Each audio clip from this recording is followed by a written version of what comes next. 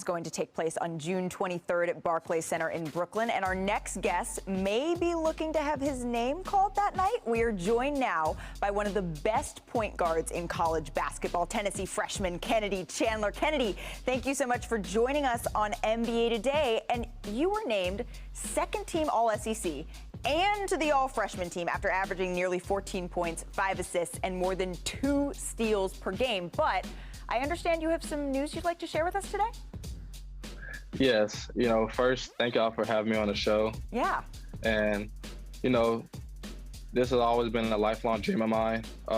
First, I like to thank my dad. Without him, I don't know where I'd be today. Second, I like to thank my mom, my trainers, my coaches. I like to thank Vol Nation, Coach Barnes for bringing me to the program and bringing me to his arm and welcoming me to the program. And with that being said, I'll be entering the 2022 NBA Draft and hiring Ryan Davis as my agent. Wow, congratulations. That is incredible. What led to your decision to enter this year's NBA Draft? This decision was tough, honestly. I had talked to my family about it. I talked to Coach Barnes about it as well, and we felt it was the best decision for me, and this has always been a lifelong dream of mine. How do you think your 1 year at Tennessee, playing in the SEC, how did that prepare you for the league? Coach Barnes had prepared me very well since I stepped foot on campus in the summertime, and he's always, pushed me to be the best player I could be. And I know going to Tennessee that he's hard as point guard, but he pushed him to be the best player he could be.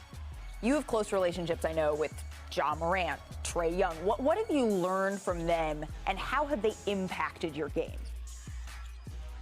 Yeah, I got a very close relationship with Ja and Trae. One thing I could do is ask them any question I have with any part of the basketball game, and I know they'll help me along the way. And knowing that they're right there, that I'm closer to my dream, I know they'll help me along with that as well. Absolutely, and they're 2 young stars in this league who you can certainly learn a lot from. Kennedy, congratulations declaring for the NBA Draft. Thank you so much for joining us here on NBA Today. We will see you at the draft. Thank you for having me. Of course.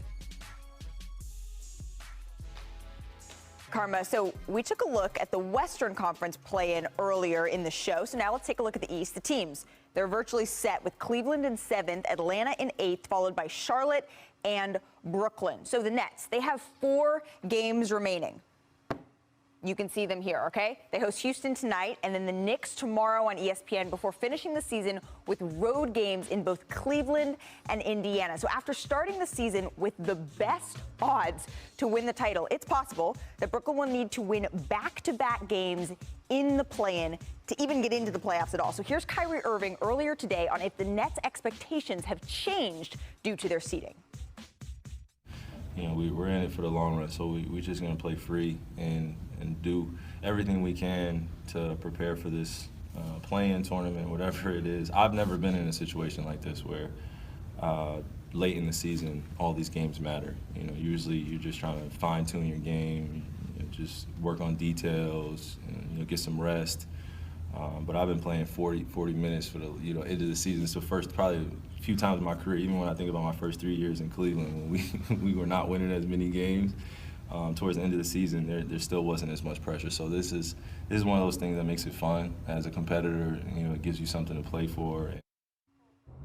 All right, so Kyrie and the Nets, they can't clinch anything tonight, but there are some clinching scenarios for some of the East play-in teams. So the Cavs, they're locked into a play-in game with a loss to the Magic and a Raptors win against the Hawks. If Toronto wins that game, the Hawks are locked into a play-in game. So a whole lot shaken out here, a lot to get to with these teams in the East in the play-in, but we're going to start with Brooklyn. And we were talking about this on our planning meeting earlier today, so I quickly just want to go through these scenarios a little bit. Assuming the Nets get through the play-in, how would they fare in a 7-game series versus the East top team? So I just want to go one by one here. So I'm going to start Nets versus Heat. How would they fare? Heat in 6. Nets versus Celtics. Celtics in 7. Nets versus 76ers. Nets in 6. Nets versus Bucks. Bucks in 6. Bucks in 6? So you've got the Nets in one outcome versus the 76ers. Yes, congratulations. Okay, but can you expand on why? Well, I look at all of these teams. When I look at the balance of these teams, I think the 76ers have the most kind of questions of those three teams. Now, when I look at Boston, I think it would be very, very close. Not having Williams to possibly start the postseason would be very difficult. The Bucks, they're a monster. They're an absolute. That's why I was surprised you said it's 6 games. Well, because I respect Kevin Durant and I respect Kyrie, but the rest of their squad, and this is no disrespect to the rest of the squad, they're not as evenly balanced as some of these other teams, and they haven't been pushing it. They're still working on chemistry issues. They got $30 million that just in Ben Simmons that have just decided he's not going to play in the play-in. Yeah. So at that time, you're like, there's a lot missing from their team, and so they're not getting swept. They're too great. They're too good. Most of these games, I think, are 6 and 7, which could go either way, but they would not be favored in any of these unless you're talking about Vegas trying to get money from people. Okay, so that's the Nets situation. Let's go on to the Hawks because they've won 5 straight. They're currently the 8th seed. So can this team replicate what they did last year in their Eastern Conference Finals run? Yeah, in the 8th seed, I think it's going to be really difficult because they sort of snuck up on people and they were playing their best basketball at the right time. And my goodness, we had, the ice trade, which was amazing. But if you look at the East, those top 4 teams, they really know who they are. They have identities. I look at the Bucks and, they have no questions. They just are rinse and repeat with how they're playing. You look at the Heat, I think they're number 1 in points off of the bench. Half of them come from Tyler Hero, but that does help in the postseason. Also, their top 5 defensive team. And then Celtics, they've had the best defense in the NBA so far this season based on how they've turned things around. What a video. So far, ever since it's been January 1, 2022. So you look at the top, it's going to be so much harder for any team to sort of insert themselves, especially in a year where teams got better. All right, so that leaves 2 teams that we haven't talked about in the play-in, Zach. And since you're Mr. Deep Cut, who should we talk about and why? Well, first of all, nobody uses the phrase no disrespect as liberally and effectively as Richard Jefferson. No disrespect intended.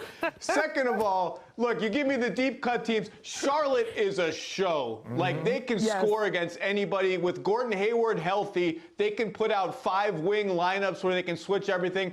I just don't have any faith that they're going to be able to defend or rebound well enough to beat any of these teams and really push them that hard in a 7-game series.